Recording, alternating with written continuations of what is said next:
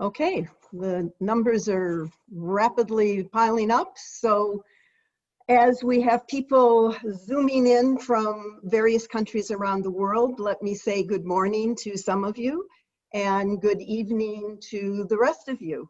I'm Jan Berris, Vice President of the National Committee on U.S.-China Relations, and I'm delighted to welcome all of you no matter what time zone you're in. And I'm particularly pleased to be moderating today's event, as I know all three of our speakers and have great admiration for each of them. As you have their bios and presumably have read them, I'm not going to go into great detail, but rather introduce them quite briefly in the order that they will speak, because we want to leave as much time as possible for our discussion. Arunabh Ghosh, a Harvard historian of 20th century China, interested in social, economic, and environmental aspects of the relationship, is a relatively new friend since we just met last year when we selected him to be a member of our latest cohort of public intellectuals. But it was clear right from the beginning that we were going to be very proud of him, and we're really delighted to have him as a PIP Fellow. I was privileged to meet Nirupama Rao over a decade ago when she very graciously hosted, over the course of a couple of years, hosted 3 different groups of PIP Fellows in her residences to a wonderful Indian meal when she was ambassador, first in India's ambassador to China and then India's ambassador to the United States. She has also been India's foreign secretary and its high commissioner to Sri Lanka. And on top of all that, she is a wonderful poet and singer. And then Shunding Li. Professor Shun, as both a professor and former executive dean at Fudan University, at its Institute of International Studies. He's the former director of Fudan Center for American Studies and one of Shanghai's top China hands and international specialists. He is an old friend of over 30 to 35 years, and we spent a lot of time together at various conferences and track 2 dialogues, and I am really pleased that our friendship has weathered not only the intensity of some of those meetings, but also the ups and downs of U.S.-China relations. We are honored to bring the 3 of you together to share your views on the long simmering, recently volatile, and potentially very dangerous border tensions in the Himalayas. We are asking each of our speakers to make some brief opening remarks of about not to surpass 7 or 8 minutes. And we've asked our historian, Arunabh Ghosh, to provide an overview of Sino-Indian relations, but not just relying on history, but also some of the sociological and cultural aspects of this complex relationship. And then we've asked Ambassador Rao and Professor Shun to lay out the perspectives of India and China, respectively. After that, we will have a brief discussion among our speakers, but we do want to leave time for ample questions from our audience because it's a very knowledgeable one. We're very pleased to have so many, a mix of people from, as I said, various countries, various continents, and we welcome all of your questions. And with that, I'd like to turn it over to Professor Ghosh. Great, thank you so much, Jan, and thank you to the National Committee. It's wonderful to be here with Ambassador Menon and Professor Shen. I'm going to try and make 4 very brief points as a way of sort of setting up the discussion. I won't go into too much detail about what's been happening right now. I think we'll hear about that from both Ambassador Menon and Professor Shen. So what I'd like to do is first describe to you what I see as sort of the broad frameworks. There are 2 dominant frameworks, I think, that inform the way in which we think about China and India. sort of one that's largely driven by civilizational comparisons and the other that's driven by realpolitik. Then I'll give you a sense of what I see as being some very interesting symmetries and asymmetries in China and India today. Then I'll talk about what I see as something that complicates the situation, which is the poor level of general awareness in China and India, sort of mutual lack of awareness in China and India, which I think exacerbates sort of the probability of things getting out of hand. And then finally, I'll try and bring the conversation to the US a bit and reflect a little bit about how some of this might affect the US or how the US might be involved in some of this. So to the first one, sort of dominant frameworks.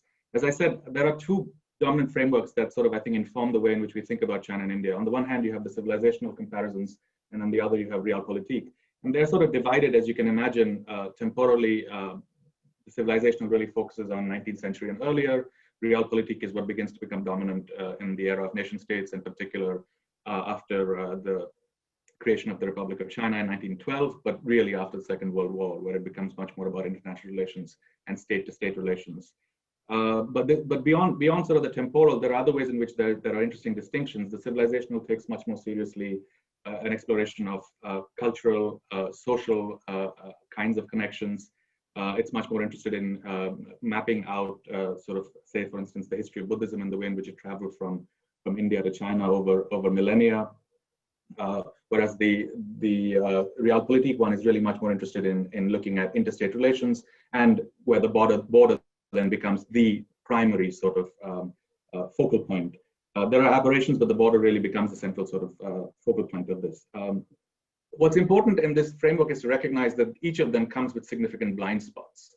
So in the civilizational, what becomes a major blind spot is the actual messiness of the pre-modern pre-modern political history. So given that you have these all-encompassing categories of sort of an Indic civilization and a Sinic civilization, how do you then account for sub-regional polities that are often fighting with each other or are forming alliances with each other? And I'll just give one example that's pertinent to the conversation today, which is there was a Tibetan invasion of Ladakh in the late 17th century, which also then drew in Mongol forces and Mughal forces. And a lot of sort of the fighting and where the negotiation ended up is relevant to where the border is being debated today. But those weren't really polities that were engaged. We wouldn't think of them as Indic and Sinic. These were from today's perspective, subnational polities that were engaged. So how do we sort of account for this in that civilizational framework? I think becomes somewhat awkward. And of course, the realpolitik framework also encounters significant blind spots, which is that it sort of doesn't account for the tremendous amounts of exchanges that do exist between China and India in the 20th century across cultural, economic, social realms that are not just between the two countries, but are taking place in what you can think of as third countries or third places like Southeast Asia, and now increasingly in the US, which I'll come to at the end. So the other interesting point, I think, in thinking about these frameworks is that as we have transitioned from one to the other, there's been a neat slippage where the sense of this Indic sphere and the Sinic sphere has mapped onto the modern nation states of the Republic of India and the People's Republic of China. So they have, in some ways, you can talk about it as inheriting imperial legacies. Jim Millward, the historian of the Chinese frontier, yesterday published an essay on Medium where he talks about actually the aggressive appropriation of these imperial legacies. So it's not just sort of something that was done passively, but very actively. And I think that again lies at the root of some of the conflicts that we are seeing today. So moving on to the second major point that I want to make, which is to outline some sort of what I see as asymmetries and symmetries that are interesting. So first, just to outline a few major asymmetries, which were these are sort of trends that have diverged in the past 30 or 40 years. Things were sort of much closer if you look at most of these metrics in the late 70s, certainly in the 1950s. Economics, China is 5 times as large in nominal terms, 3 times as large in purchasing power parity. The military is significantly larger and seems to be much more advanced, especially when it comes to high-tech forms of electronic warfare or other kinds of AI-based warfare. Social indicators have also diverged. But what's interesting is that there are also divergences in the global ambitions, as we might call them. And this is sort of most easily evidenced by the Belt and Road Initiative that the Chinese state has been pushing for the past several years now, there's nothing comparable that the Indian state has, let alone executed, even imagined.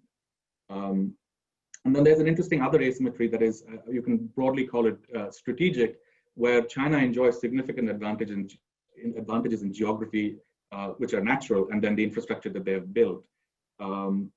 This is important because, as I think has been pointed out by others, China doesn't see India as the primary threat. For China, the way in which it focuses its militarization and its foreign policy, it's the US that is the primary sort of focus of a lot of this, and India is sort of secondary. Whereas for India, China really has become the primary focal point for a lot of its foreign policy. So those are the asymmetries. What's interesting to me is that as these trends have diverged, there's been an interesting sort of convergence in a somewhat surprising area. By my reckoning, politically, the two countries have not been this close since their founding in 47 and 49. And by that, I mean, in particular, the trends that we see in a growing and very aggressive ethno-nationalism in both countries, Han in China, Hindu in India. And you see this particularly in recent times expressed particularly through language politics and the treatment of minorities. So whether it's Kashmir or Xinjiang or Tibet, and even Hong Kong, and then the language policies in Mongolia and also in India. And then accompanying that is a crackdown on dissent and civil society broadly construed. Lawyers, journalists, intellectuals, activists, students, they're all under tremendous duress in both societies right now. And this is accompanied by a kind of technological utopianism, right? So the kind of big data driven desire to it's couched always in the language of delivery of public goods and services, but it is essentially empowering the state and the state in conjunction with corporations to have tremendous amount of control over people. So if you combine these trends, I think these symmetries are actually very interesting to observe. And when you look at the symmetries and the asymmetries together, I think structurally we are in a place where the possibility of poor decision making is compounded. So I think it's I wouldn't call it a perfect storm, but I think it's structurally leading to the possibility of things becoming potentially much, much worse. And one of the things that is actually contributing to this is my third point, is the sort of lack of mutual awareness, and in some ways the lack of actual mutual interest, even beyond the superficial interest in sort of the border itself. And this plays out, I won't go into detail, I'm happy to elaborate if people are interested, but I think this rings true whether you look at the media, sort of look at the kind of journalism that's produced on both sides about each other. It's true in scholarship, and it's also true in pop culture, the way in which then this infuses a general perception of how the Indians think about the Chinese, and the Chinese think about India. Okay, and very briefly on the final point, I want to, since this is the National Committee on US-China Relations, to talk a little bit about the US also. I think the obvious way in which the US has figured is, of course, in conversations about, well, is this going to push India into a more formal kind of arrangement with the US, where even if it's not a formal alliance, but perhaps a greater amount of integration of, say, military maneuvering, sharing logistical details, and so on. And I think this is, of course, a hugely important issue. It brushes up against India's long-standing sort of commitment to being strategically autonomous. But again, this is something that I believe my co-panelists are much more qualified to comment on. What I'd like to draw everyone's attention to is actually something else that I feel is interesting, but I haven't seen a lot of work on this, and I would love to try and understand this phenomenon better, which is the role that the diaspora populations, so people of Chinese origin in the US and people of Indian origin in the US, might play as these tensions continue to become, because I think the tensions are not going to go away. These are now something in the short and medium term that's going to be part of international politics. So how are these very large, together it's about a little under 10 million people. The Chinese American population is a little larger than the Indian American, but a lot of them are recent arrivals. So they arrived in the US in the past 20 to 25 years. So their ties to their native countries are actually significantly stronger than people who, say, arrived in the late 19th century in the Chinese case, or even the Indians who arrived in the 1960s, which was a major wave at that time. So how this plays out, I think, will be really interesting to observe, especially as we've started seeing reports of the ways in which money and influence is being exercised by political parties in India or China to influence politics in the US. Again, not, the most visible example of this point I'm making is, of course, the potential future vice president of the US. But what I'm interested in much more is at a lower level, at sort of local level politics, how this might actually affect popular perception, public opinion, and then how that might filter into US foreign policy making. So I'll stop there. Thank you. Thank you very much, Arunabh. That was fascinating and gave us a wonderful macro view of the situation. I'd now like to give the floor to Ambassador Rao.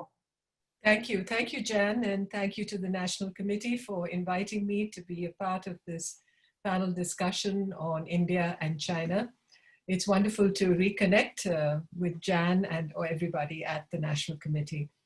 Arunabh has spoken to you about the larger civilizational and the present context also, the setting for the India-China relationship, as it were. I'd like to speak about the bilateral context of this relationship, especially flowing from the recent events along the line of actual control in Ladakh, in the Ladakh region of India. And let me begin by saying that it is a season of change in Sino-Indian relations and defined by crisis, and a crisis that looks like it's going to be a prolonged one with no immediate end in sight. There have been signs of a shift, more than a seasonal turbulence in this relationship for some time. The Doklam crisis, which happened in Bhutan, but Bhutan and India are treaty partners, and India is committed to assisting Bhutan in the defense of its sovereignty and territorial integrity. So when this Chinese presence in the Doklam plateau of the southern border of Bhutan, really, the southeastern border of Bhutan, southwestern border of Bhutan was detected in the summer of 2017. Indian troops were also present with the Bhutanese to defend Bhutanese interests. And that was a real cloudburst in the relationship. Tensions were at a very high point, and the crisis took about 72 days to resolve. But it was an inflection point because today, in retrospect, with the benefit of hindsight, I think, things began to get more and more complicated in the Sino-Indian relationship from that point. We also saw the adversarial approach of the Chinese on the issue of UN sanctions against the Pakistani terrorist Masood Azhar, holding out on the entry of India into the nuclear supplies group, on which the United States was one of India's most strong supporters. And of course, what India sees as the misadventure of the China-Pakistan economic corridor, which snakes through territory in Gilgit-Baltistan and Kashmir, occupied currently by Pakistan and claimed by India. So there is a dispute. It runs along this axis of the China-Pakistan economic corridor, enters from Xinjiang into territory that is contested between India and Pakistan. And of course, there's been the prolonged unease in Delhi about the successful forays that the Chinese have made into India's neighborhood of South Asia outside Pakistan. And I'm talking of Nepal, Bangladesh, Sri Lanka, and the Maldives.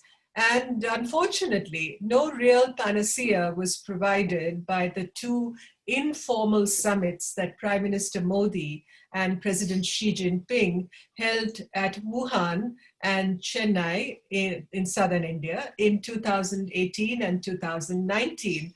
I believe it was a case of spectacle overwhelming substance, and the core instabilities that were straining the relationship remained where they were. Now, the unresolved boundary question between India and China involves a continental space and it straddles a land border of close to 4,000 kilometers. I'm giving you the metric length. You can, of course, express it in miles also, which would make it, I think, about 2,500 miles or so. So even the length of that border is contested between the two countries. The Chinese say it's considerably shorter, which deepens the fog, I'm afraid. And memories of the conflict that India and China fought in 1962 have not, over the border, over this contested border, have not faded in India. So this, as far as India, is a live volcano which erupts from time to time. For decades, India never acknowledged that there was a dispute with China on the issue, referring to it only as a question, the boundary question. In recent years, however, the term boundary dispute has entered our lexicon, injecting a welcome dose of realism into the Indian perspective, as it should, given the fact that India sees China as occupying around 38,000 square kilometers of territory, which is about, I believe, 14,500 square miles or so of territory in the forbidding high altitude Aksai Chin Plateau of Ladakh. And Chinese maps show about 90,000 square kilometers of India's state of Arunachal Pradesh as part of what they call South Tibet. And this term South Tibet is a term that has increasingly entered into the Chinese discourse on the dispute in recent years. It wasn't there before. Earlier, they referred to the so-called illegal, I'm putting it in quotes, McMahon line, which defines the boundary in this sector of the border. Now, in recent years, as India has tried to match China's buildup of infrastructure in the border areas along what both sides call the line of actual control along the border, the situation has changed, and China, has regarded these actions as threatening, which they really are not. We've tried to build better access for our personnel who guard the line of actual control by improving infrastructure, by building roads in the area. And I'm afraid the asymmetry, as people have referred to between India and China, is also very pronounced in this area, where we are nowhere near the level of infrastructure availability and strength that China has built up on its side of the line of actual control. But what we have to make a note of is, in the last, let's say, 4.5 decades, since the October of 1975, we hadn't seen a single incident of bloodshed along this frontier between India and China until June the 15th of this year, when 20 Indian soldiers and their commanding officer lost their lives in the Galwan Valley in a confrontation with Chinese troops. We don't know how many Chinese lives were lost. Some reports say 5 Chinese soldiers lost their lives, but we have no real information confirmed about the casualties on the Chinese side. But let me just say that this incident has turned this line of actual control, made it pretty kinetic, and the confrontation between troops of the two sides, and they've built up, amassed personnel from both sides. I mean, there's been a buildup of troops on both sides since then. So the situation is pretty fraught, and you have 3 or 4 areas along the line of actual control where such confrontation continues. Now, since the incident at Galwan, there have been ongoing diplomatic and military efforts to see whether we can achieve some disengagement. I'm not talking of de-escalation, that's completely different, but disengagement of troops between the two sides. It has happened to some extent in the Galwan Valley, where you saw the bloodshed, but it's not happening in the other areas where there is confrontation. We are approaching winter, and temperatures in Ladakh usually fall to about minus 35 degrees Celsius in winter. That's really, really Arctic type of temperatures. And the troops are going to hunker down, I'm sure, on both sides during the winter. And we'll have to see how the situation develops. Obviously, it is serious, and there appears to be no satisfactory conclusion to achieving the disengagement that both sides want to see happen, or at least India would like to see happen, a restoration of the status quo ante, which existed in April before this crisis began. And that hasn't happened, and there appears to be no sign of Chinese willingness to give on that front. So let me say that Galwan was a crisis waiting to happen, a shared sense of acute nationalism, Arunabh referred to it, coupled with the need to defend sovereignty as defined by each country, provided for the tinder waiting to be set alight. And the various agreements and mechanisms, we had 5 such agreements and protocols between India and China from 1993 onwards to maintain peace and tranquility in the border areas along the line of actual control. And those agreements have just fallen by the wayside, it would seem. They had held very well until the Galwan tragedy happened. And today it would appear that that entire superstructure of relations that we had built has been rendered, infructuous and weak. And these agreements, unfortunately, didn't provide sufficient guard against the tragic events of the night of 15th of June. We had an operating system as far as this relationship was concerned from 1988 onwards. So it held for 30 years.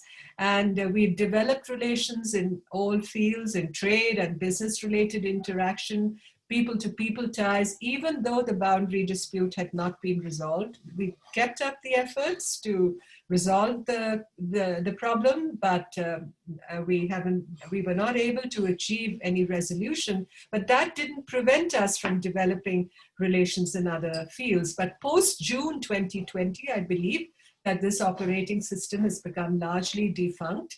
And what was proven, I believe, that it lacked the resilience and the durability to withstand those shock waves that we saw happen at Galwan. So the Indian government has taken various steps since then to kind of decouple on the trade and economic front, at least the investment front, from China. I won't go into those details. I possibly am running out of time. But the question of how to strengthen internal balancing vis-a-vis China and also to strengthen external balancing, which is where our relations with the United States and partners like Japan and Australia and with the ASEAN, all that comes in. Obviously, India would like to leverage these relationships to the maximum extent possible to strengthen its ability to at least dissuade China from taking the actions that it has along the border. I'll stop here because I believe I've run out of my time, Jan, and I'll yield the floor to Professor Shen. Thank you. Thank you, Ambassador. Professor Shen. Well, I thank Jan and the National Committee for inviting me to this panel. I'm happy to see Ambassador Rao again, and also to be connected to Professor Ghosh. I would like to make 3 points. First, the source of the problem. Second, our efforts, Indian and Chinese effort to make a peace. And this has not succeeded. Third, I was educated as a physicist. I have a PhD in hard science, physics. How to simplify the very complicated border issue to a simple issue. And I do have a proposal. I think that can paternally, completely, eventually to manage our border dispute. So it would not resolve the dispute, but at least I am sure with my formula, there will be no loss of life with young men of both countries. First point, China and India basically do not have a borderline, except for the sector where Daklam is situated. China and India have an agreed borderline between India and China, and actually between the former Sikkim and China, that was made by Britain and the Qing dynasty. China accepted. Even though it was unhappy, it accepted. And that was carried on by India, and China has admitted that Sikkim is a part of India to show China's kind of realism, to accept the reality. So to say China, India do not have any border, agreed border area is not fact. But the narrative to say the two countries do not have a borderline applies to majority, the lengthy area of their connection. In East sector, China thought the borderline should be such that entire South Tibet, or what India would call Arunachal state, should be on Chinese side of a final borderline. India said, no, no, no, it should be McMahon line. McMahon line was a line, is a line, but which is based on Britain's unilateral intervention without receiving Chinese government, central government's official approval by both Republic of China or People's Republic of China. But China still is interested in turning it to a final agreed border based on some meaningful adjustment. On the west side, Indians think the borderline should make Aksai to be a part of India. And Chinese side think the borderline should make what we are calling Ladakh a part of China. But these are not the case. So this is my first point. We have a huge amount of disagreement as to where the final borderline should be. The second point is that the two countries have made a tremendous amount of effort. I think primarily through Rajiv Gandhi's visit to China more than 30 years ago, almost 40 years ago, that the two countries have indicated their interest in negotiating, this stabilizing the peace, security in the area of China-India connection. This is border area without an agreed border. Then we have a very complex, ever-changing phenomenon, which is called line of actual control. China think this is my current line of actual control, but my ideal line of actual control should extend to where India has occupied. India thinks this is where they currently possess, but the ideal line should include where China has occupied.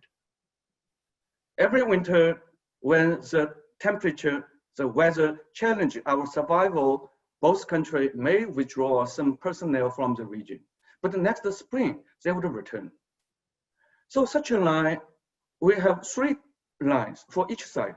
One is my current line, second, ideal line, and third, ever-changing line. Because next year I may take more, so it would be better than this year line, but still not perfect. India has their own three lines, altogether 6 lines. So when we say the two countries made agreement, let's keep the stability, peace in the area, but how to legally interpret the agreed line of actual control. The two countries failed by this day. And even worse, they fought, they agreed not to shoot, but they can use a fist. I feel very bad. Our young men and your young men using fist to kill each other. So India said some 20, Indian lost some 20 young lives. Chinese side have not announced. Why? Probably not to excite the Chinese. We lost more life. Or not to excite India, and because China lost less life. But both countries may have lost some life. And these young men should cherish their life. They should live longer for their country. But their parents lost their sons, sister, brothers lost their brother, and the kids may lose their father. It's very bad. I feel bad. for either Chinese soldiers and Indian soldiers. We are human. My final point is how to make a permanent area of peace. We may never be able to agree to have a border, but how to turn an area of dispute to an area of peace. So I would suggest the following. China would propose the ideal Chinese intended line of actual control that may pierce into some parts that India has occupied. Indian propose India's ideal line of actual control, but don't tell us it should be a part of accession. And we would not tell you it would be the entirety of Ladakh. To be reasonable and humble, to propose what will be our ideal line of actual control. But certainly these two ideal lines would differ greatly. Second, make them an area, because these two lines would not overlap. Then we define the entire area defined by the two lines as an area of dispute. Area of dispute. Third, to make it a DMZ, demilitarized zone, like what exists for some 70 years between the two Koreas. That place is very secure. Only animal would live there peacefully. Nobody would disturb them. But in our area of dispute, some local people, villagers, would be still living there. Let them to live there, and they would not be disturbed by any military people. Because in my idea, both countries should sign, honor the agreement. Both military should not enter this area. Probably some police would occasionally inspect, or when the local villager would have some civil dispute, some police by Chinese side and Indian side may make a plan to joint mediate and cut it a paper. This is not a permanent zone of peace. This is a temporary fix of an area of dispute to an area of stability, disengagement, and demilitarization. Let's say make it 10 years, 20 years, 30 years. Verify neither side would enter this area through our national technical means, satellite imagery. Any private citizen can access to some private satellite imagery. Some company may be willing to release the imagery for free.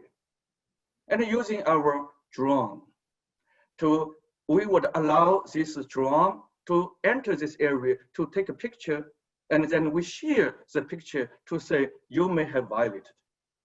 And I may have not violated. This is my proposal.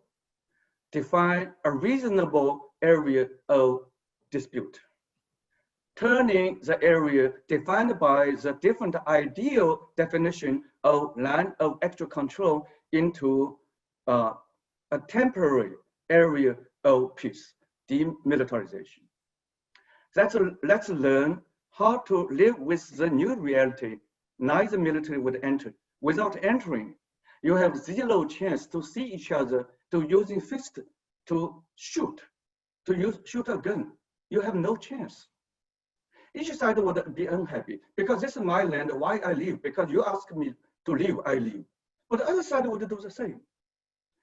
Don't exaggerate the size of such an area of dispute.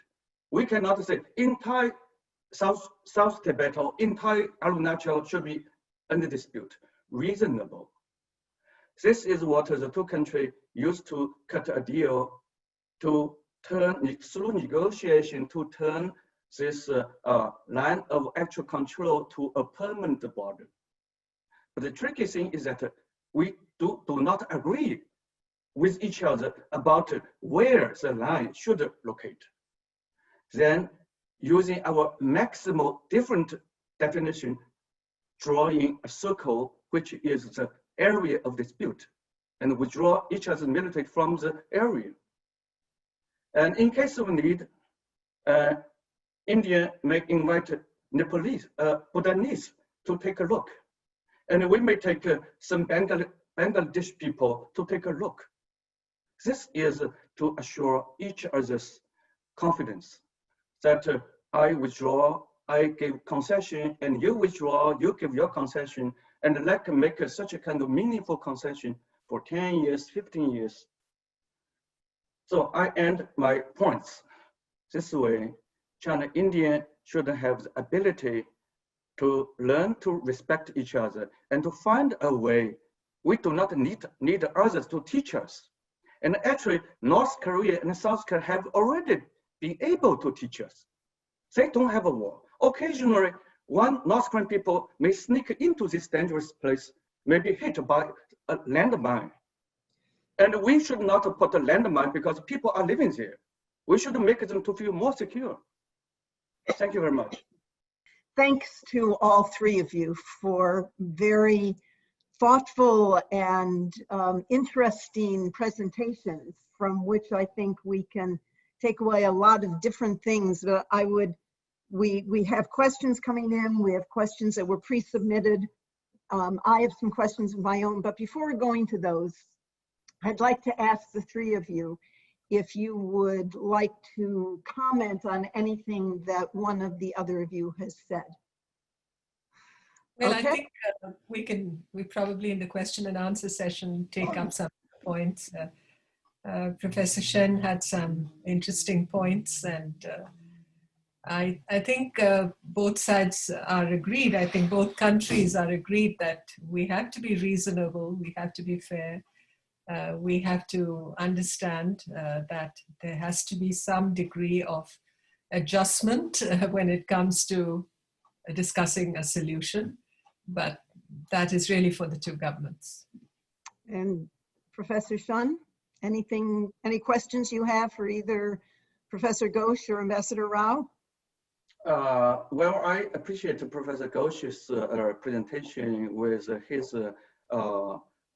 great view about this issue and how he especially mentioned how this would impact involve America. Especially President Trump has presented his vision Indo-Pacific. Probably that started at an even earlier time. And now the four foreign ministers have met for the second round. China would not think this is a great thing, nice thing, it would make China more secure. But how to make such a kind of attempt to liaise with each other, to reinforce each other in the area to be unnecessary. I think China, India need to shake hands, respect each other, and understand each other's sensitivity, and take no first step for each other to be viewed as negative. And also, I hope Chinese leader and Indian Prime Minister Modi would listen to me, turning the different interpretation of line of actual control into an agreed peace zone. This is not a permanent solution. This is a temporary fix. So for this, I appreciate my two friends to raise their issue, the Americans' involvement, and also Ambassador Rao's mentioning why China, India may have different views as to the place Doklam should belong to. But between China and Bhutan, there has been an ongoing dispute. That is something that many of us, I think I should take a note of it. Thank you for mentioning this. I find myself in listening to you, Professor Shun, transported back to so many different Track 2 dialogues that I've participated in, when very thoughtful people, generally retired diplomats, even some retired military, senior officials and academics are able to come together and just very reasonably approach these issues that are issues of life and death. And the proposals they put up, especially the one that you've just enunciated today, seem so eminently reasonable when you're sitting in a conference room with sort of like-minded people, even like-minded people with different backgrounds and from different cultures. The trouble is, of course, in translating that into actual effect. But I think it's a wonderful idea you have. And as a colleague of mine just texted to me, maybe we should send you to the Middle East and get the Israelis and the Palestinians to carve out that, use your same plan. But let me ask some more specific questions. So, Professor Shanghai, you did a broadcast, a podcast, wherein for Merck's, the German think tank on China, wherein you and an Indian colleague, I might add, were both very optimistic about this year. It was in January of this year. And this is the 70th anniversary, and it was supposed to be a very celebratory year between India and China. So what do you think took the two countries off the track? Is it, you know, listening to Arunabh and looking at the way the world is evolving in China, in India, certainly in the United States and elsewhere, nationalism seems to be taking hold to such a great extent, and alas, in many places, including India and the United States, unfortunately, a violent sort of nationalism. Is this what we attribute this recent flare-up to? Is it just part of this violent nationalism that is overtaking the world at this point, or are there other factors that cause this 30 to 40 year peace to suddenly be disrupted and turn violent? And that's a question to any one of the three of you or all of you to answer. Well, let me start. Ideally, for this year, 70th anniversary of China-India establishing their official tie, Chinese side should be thankful to India, because India was one of the earliest foreign countries that accorded legitimacy to the making of PRC. We thank our Indian friend. We should reflect why the relationship has gone through a twisted path till this year. Why an ideal year of 70th anniversary, which has been augmented by the two leaders' reciprocal visit, informal meeting every year. We have created a new institutionalized informal meeting, but still that cannot assure the permanent peace and stability around the border of the bordering area. The reason is that we are very nation state. China cares its own national interest. And our leader said, we should not lose any point of China's land that belong to us, and we should not take any inch of other countries' land. That's great. We should not take any inch. But our definition is that this belongs to us. Therefore, we cannot abandon. With the rise of China's capacity and backed by China's nationalism at a social media age, so to show our concession through negotiation may be viewed by the public as not legitimate. So for many reasons, current China show its strength to honor the entire area which we think belong to China. But India is at the same page. They are rising. Without COVID, they are rising very fast. And they also have a very nationalistic leadership. And they have a far more widespread media environment, which would avail all sorts of information in their platform. So showing any concession to China at this time, especially on such a hardcore issue of sovereignty, would be beyond imagination. I cannot answer your question. The sudden twist of the past is due to any leader's intent. Personally, I would guess my President Xi Jinping is uninterested in sciences. He wants to have a stability between China and India, which is good for China to build our economy, which would look good. So China's neighboring relationship is stable, peaceful, and can enjoy the prosperous. I would also highly suspect that Prime Minister Modi instigated this, but maybe some battlefield military people without authority, they may have done something, and even without ill intent, but which can be interpreted by the other side as not bold will. I do not know, but I think probably a combination of these things possibility may explain what has happened. But now how to revert, come to my formulation. Using the different, maximally different drawing of the line of actual control to make a demilitarized zone, then withdraw. Devise certain verification means, then honor our paper through certain institution. We can fix it. It's not very difficult. We need to have a good will to make a peace.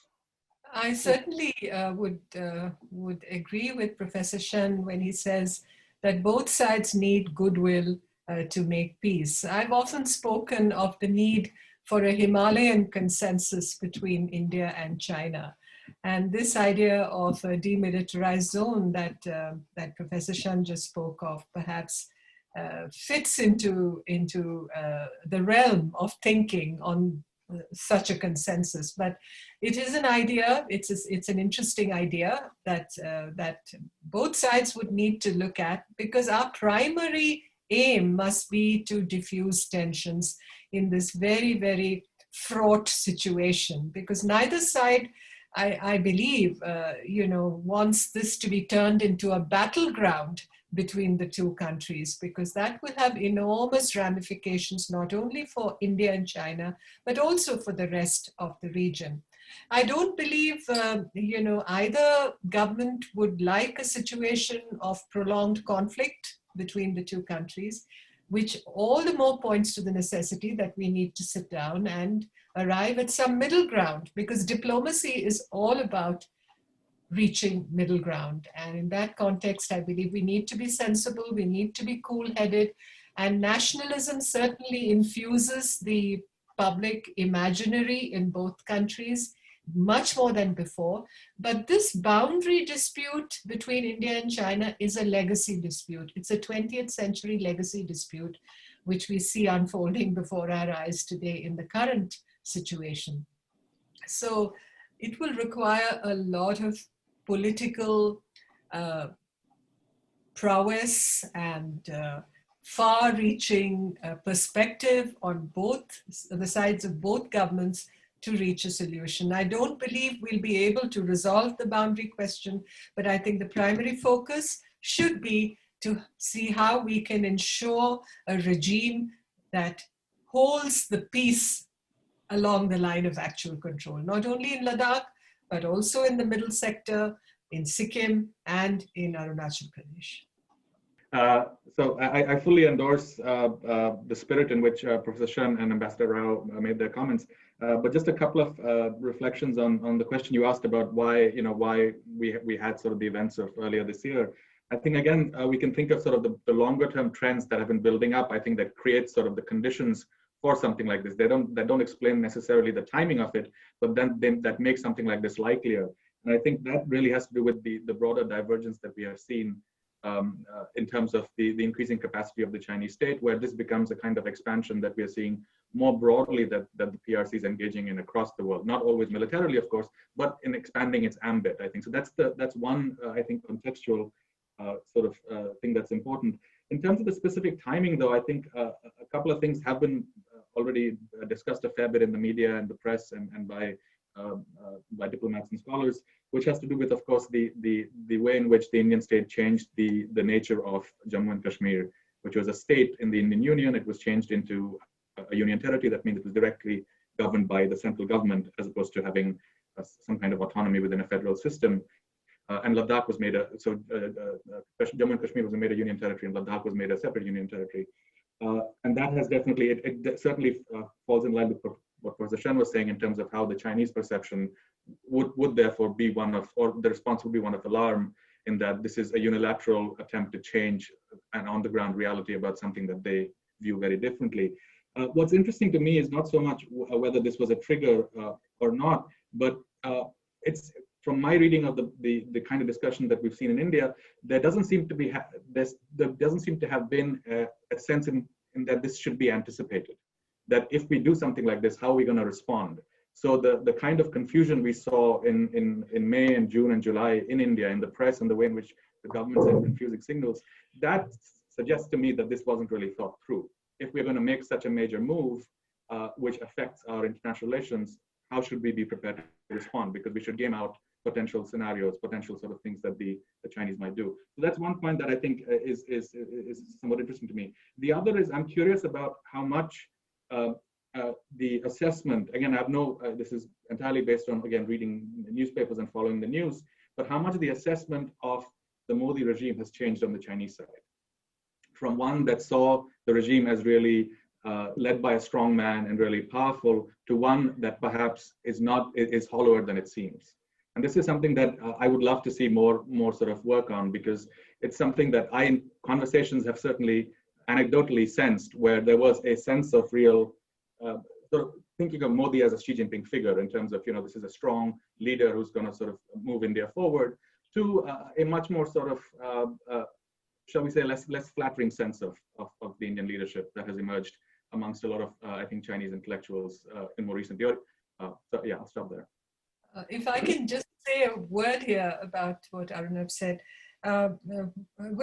Yes, you may have to probe how the Chinese look at the leadership in India further. But let me say that if I look back at the last 6 years of the Modi government and its policy towards China, I think there was a considered attempt to build bridges and to focus on how more political level understanding and trust could be forged between the leadership of the two countries. The second point is that the Modi government has been very, very restrained in its statements about the tensions with China along the line of actual control. Never mind how the media, the social media and the electronic media have discussed it, and the kind of very alarmist projections that they have made.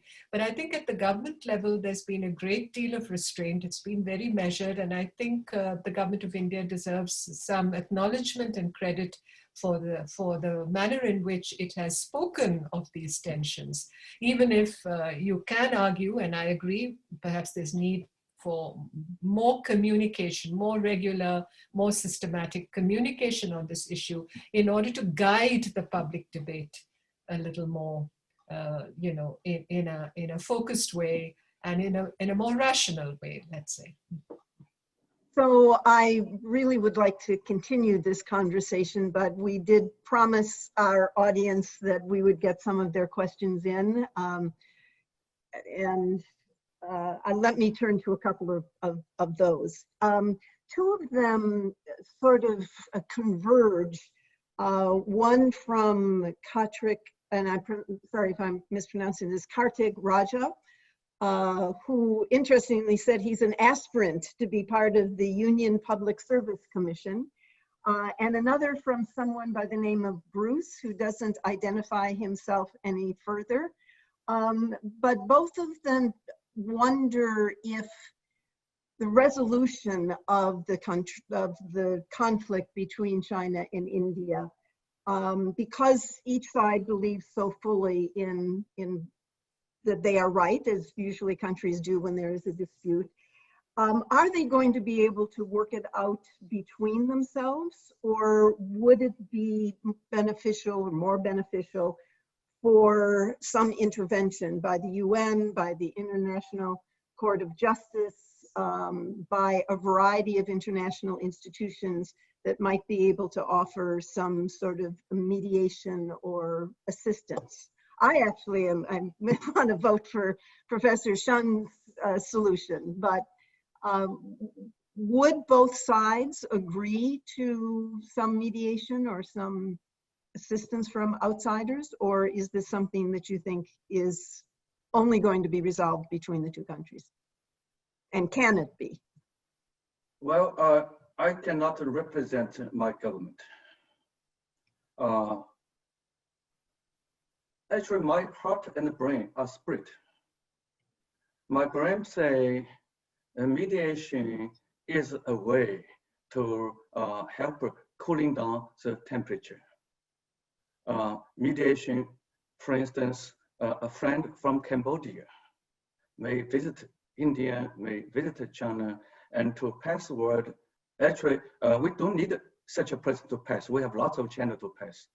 But he or she may propose some idea, which may be exactly or similar to what I have proposed.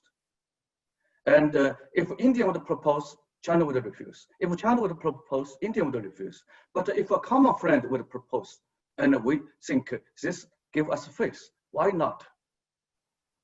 But I presume my government would refuse. We are a major country, a major power. We are sovereign. We don't need any person to tell us how to do. We are very smart, we are very confident. So why we would listen to someone who pretend to be a friend, not from Cambodia, but possibly from Netherlands, Canada, or Australia. Until 2 years ago, they still were China's friend. But these days, some of them don't think China is their friend. And we think such a so-called friend may be partial, may propose something which would not be in the interest of our faith and of our tangible rights. Okay. And Prime Minister Modi may think exactly the same way. We are very national. We are very sovereign. Why we need America to give hand? He would resolutely refuse President Trump to say, I want to help. So well, apparently, President Trump did offer to help recently, but I'm not surprised that no one took him up on that. But Ambassador Rao, do you want to add anything to that? Well, I think at the level of the two governments, the approach would be leave it to us. We will resolve this bilaterally. We don't need a third party to come in and advise us or mediate between us.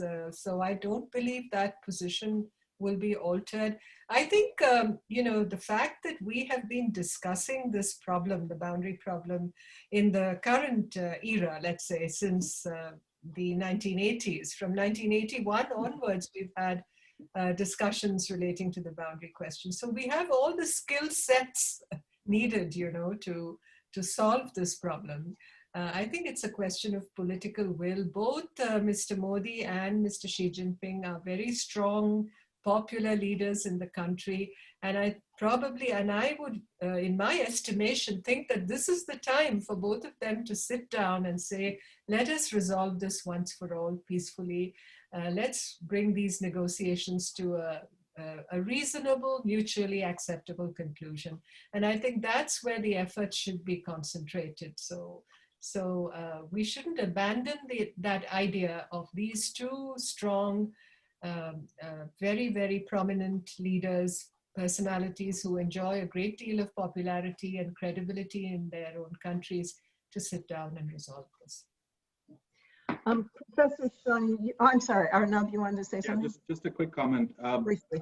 I sort of concur with what has been said in terms of sort of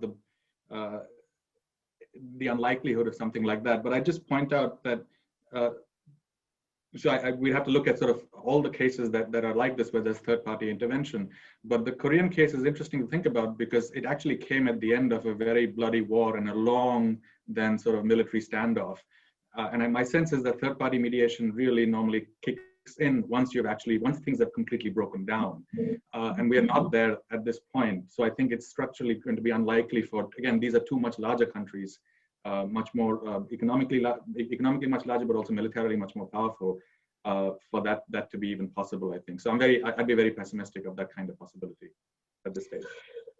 Professor Shen, in some of your comments, you mentioned COVID, and one of our questioners, although it's an anonymous question, has asked how much the spread of COVID in both countries played into the recent escalation. We know that India's economy has been hit very hard, and so is this a form of distraction for domestic nationalism, or how has it played out, do you think, in relation to the flare-up?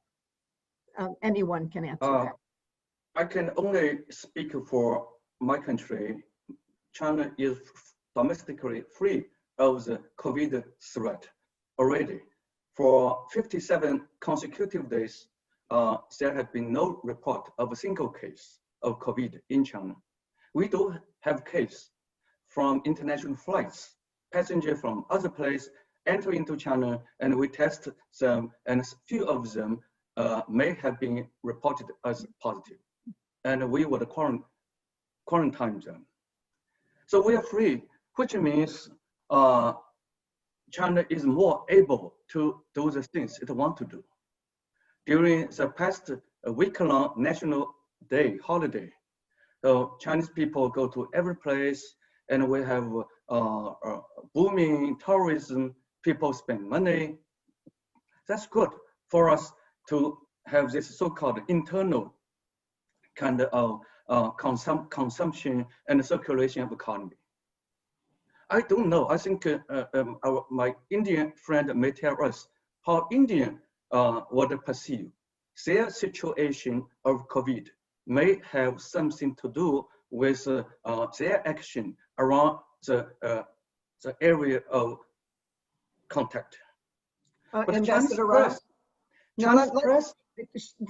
I'm sorry to interrupt you, but we need to move along because we're reaching very quickly our ending time. So let me ask Ambassador Rao, what do you think of how has COVID, if at all, played into this flare-up? I personally don't believe that COVID was a trigger to what we've seen happening along the border. Perhaps, the onset of the COVID pandemic and the lockdown in India, in a sense, took the attention of the build-up that was happening on the Chinese side of the line of actual control. Of course, I'm not an authoritative spokesman for the government, but this is what one picks up, from the information zone through the media. So there may have been, some slackness there perhaps, and which did not enable a quick reaction to this Chinese buildup in the areas, which were seen as on the Indian side of the line of actual control. So thereby hangs a tale, as it were. But I don't think COVID was a trigger to the current tensions, or that it was a way or a stratagem to take the attention off the COVID situation. I don't believe that. Okay, because we are the National Committee on U.S.-China Relations, I do want to make sure we get in some discussion of the U.S. role in that, in the flare-up, if there was one. But first, our president, Steve Orleans, has a question and wants to know, will the ban in India on hundreds of Chinese apps, including TikTok, be reversed? And how damaging are these actions to long-term relations? And what's the reaction to these bans in both India and China? Ambassador Rao, why don't you go first? Yeah, thank you, Jen. I believe that, in the wake of the Galwan Valley tragedy and the huge public outcry and concern and alarm about what had happened, the whole atmosphere of the India-China relationship was eroded and was blighted as a result. And the government really was left with no alternative but to look at these areas where you had seen a steady rise in Chinese presence in the technology sphere, especially because all this kind of investment in the technology startups and in the technology ecosystem had happened in the last 3 to 4 years. And the ban on the apps was announced in the wake of that. You know, I think the public definitely accepted it. There was really no outcry against being deprived of TikTok as you would imagine, you know, given the high popularity that TikTok had in India. I think about 200 or 150 to 200 million users, I believe. But the public has accepted it. And I don't see any prospect of any reversal of that decision. In fact, now the Indian government is looking at banning Huawei in the 5G space. They're looking at all the areas of national security that could be impacted by any Chinese technological presence. So this is a process that has begun. But I think the greater challenge for India, if I may say, is, you know, we have a huge trade dependency on China. You know, we have a huge trade deficit with China, but China has come into, you know, the active pharmaceutical ingredients that are used for India's pharmaceutical industry. About 70 to 80% of the APIs come from China. And if you look to the situation 20 to 30 years ago, much of this was manufactured in India. And why? And this is the story, I think, that, you know, is echoed in the United States. So we really have to look at our own systems and to see how we can build more self-reliance. Prime Minister Modi has spoken of a self-reliant India, but this process is going to take 3 to 5 years. I don't believe we should cut our nose to spite our face. There are areas of dependency on China, which probably will have to continue for some time. We can't completely, you know, cut the Gordian knot, as it were. But certainly the government is now looking at this whole sort of ecosystem and this whole sphere of Chinese presence in India to see how a more rational set of you know, circumstances can prevail rather than what you have now. Arunabh? A quick word or no? So thank you. Just to amplify something that Ambassador Rao mentioned, which is really the large sort of trade relationship that exists, and so much of this is really, besides pharmaceuticals, is manufactured goods. And you know, there's been talk in the Indian press that as a global opinion is sort of changing about China itself, there might be an opportunity for India to become sort of the world's factory. And one of the big challenges here is really not so much than an emphasis on innovation and high-tech research, but really the disparity that exists in the capacity to become a manufacturing hub. And there's one index that I'll just mention, I think that's really important and very telling. This data is about 10 years old, but if I remember correctly, about 10 years ago, China had roughly 500,000 vocational training schools. You know, they train mechanics, plumbers, you know, sort of staff at coffee shops, you know, that kind of training. By comparison, India had about 25,000. So that gives you a sense of the scale, so that, you know, we can talk about, you know, we're going to step into the shoes of the next manufacturing sort of center of the world, but there are these kinds of capacity building challenges that really exist that complicate the picture. And I think we all need to take a page out of China's book on that if we want to grow our manufacturing capabilities and our innovation capabilities in the United States and elsewhere in the world. Professor Shun, we really were over time by a couple minutes. So is there anything brief that you want to add before I thank you all? 1 minute. Go ahead. Returning to the question about TikTok. Chinese side and those companies operating in India should understand Indian sensitivity to defend its data security. But there is an alternative way. I agree with Ambassador Rao. Rather than banning them, India should make a law. All data collected by those APP, domestic APP, foreign APP operating in India should not be transferred beyond the Indian territory. TikTok in India if India would make such a law, TikTok should sign. If it refuses, it would not be permitted to operate in India. But if it would sign and be verified often that it has not violated its legal commitment, TikTok may still be allowed to operate in India. China has already such a law in China about China's information security. So if Indian app operating in China would abide by China's law, China should not punish any of them, as India is doing many Chinese app operating in India. Okay, thank you for that addition, and thanks so much to all three of you. It's been a wonderful discussion, very stimulating, a new peace proposal on the table here that we can think about. And I not only want to thank our three speakers, but also our audience members. We know you're busy and you now have lots of webinars to choose from on a daily or hourly basis, so we're very pleased that you did join us. Remember, if you want to watch this again, or if you want to encourage friends to do so, we will be putting it up on our website within the next week. And speaking of our website, we hope that you will go to it and look at our future programs, because we have a lot of interesting programming coming up during the rest of this month. And in November, we have our flagship Chinatown Hall, which we hope all of you will join us for.